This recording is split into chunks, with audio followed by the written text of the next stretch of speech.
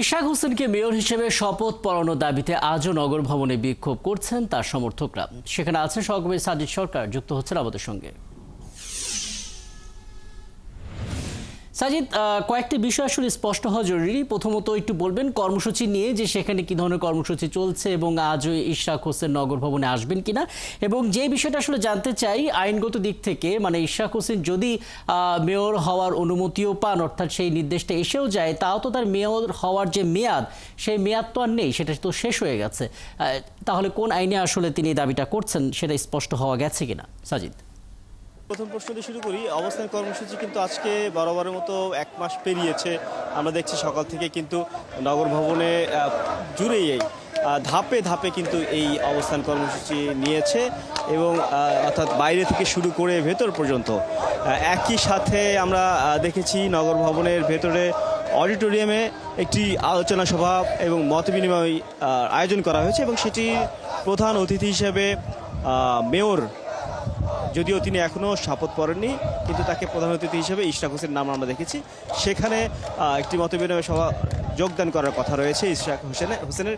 গতকালও তিনি এমন একটি সভায় যোগদান করেছিলেন যেটি আসলে বর্জ্য ব্যবস্থাপনা বিভাগের পক্ষ থেকে করা হয়েছিল। আজকে করা হয়েছে সচিবদের পক্ষ থেকে, অর্থাৎ এই দক্ষিণ সিটিতে 70টি ওয়ার্ডে সচিবরা তারা এসেছেন, অংশ নিয়েছেন এবং সেই মতবিনিময় সভায় প্রধান অতিথি হিসেবে কথা বলবেন। এবং যে উদ্দেশ্য সেটি হচ্ছে যে এই যে নগরীতে শুধুমাত্র উত্তর নয়, দক্ষিণ সিটির বিভিন্ন এলাকায় ডেঙ্গুর যে প্রাদুর্ভাব দেখা দিয়েছে, সেই প্রাদুর্ভাব থেকে আসলে কিভাবে নগরবাসীকে রক্ষা করা যায় সেটি নিয়ে কিন্তু তিনি আলোচনা করবেন সচিবদের সাথে। গতকাল এই বিষয়টি ঘোষণা দিয়েছিলেন। একই সাথে যদি আইনগত বিষয় আপনি যেটি বলছিলেন, সেই বিষয়টা যদি বলতে চাই, সেটি আসলে দুপক্ষের কথাই বলতে হবে। যেমন ইশরাক হোসেন তিনি যে বিষয়টি বলছেন, একই সাথে স্থানীয় সরকার পক্ষ থেকেও, অর্থাৎ উপদেষ্টা আসিফ হোসেন, তিনি গতকাল বিজ্ঞপ্তি দিয়েছেন একটি গণমাধ্যমের কাছে। সেই বিজ্ঞপ্তিতে তিনি স্পষ্ট করে জানিয়ে দিয়েছেন যে স্থানীয় সরকারের পক্ষ থেকে শপথ দেওয়ার আর কোনো তাদের সুযোগ নেই। এই সুযোগ না থাকার যেটি কারণ তিনি বলছেন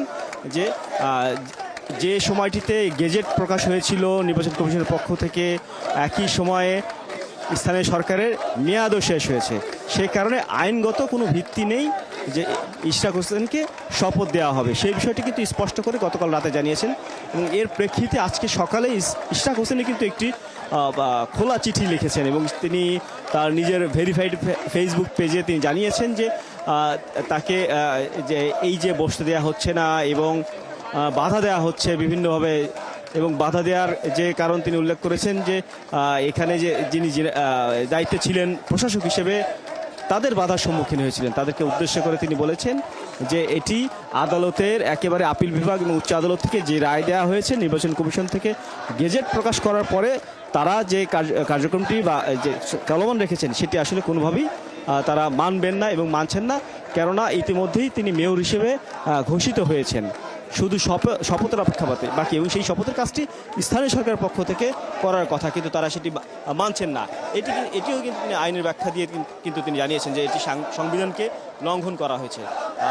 মেয়র অর্থাৎ ইশরাক হোসেনের পক্ষ থেকে কিন্তু এই দাবি করা হয়েছে এবং এই বিষয়গুলো নিয়ে আজকে তিনি আরও উপযুক্ত কারণ ব্যাখ্যা করবেন এবং আমাদের মতবিনিময় সভা শেষে গণমাধ্যমের সামনে জি, অনেকগুলো তথ্য জানিয়ে দিলেন সাজিদ সরকার এবং নিশ্চয়ই প্রয়োজনে আবারও ফিরবো আপনার কাছে। এবং আমরা দেখতে পাচ্ছি যারা আসলে ইশরাক হোসেনের সমর্থক তারা অবস্থান কর্মসূচি পালন করছেন, স্লোগান দিচ্ছেন।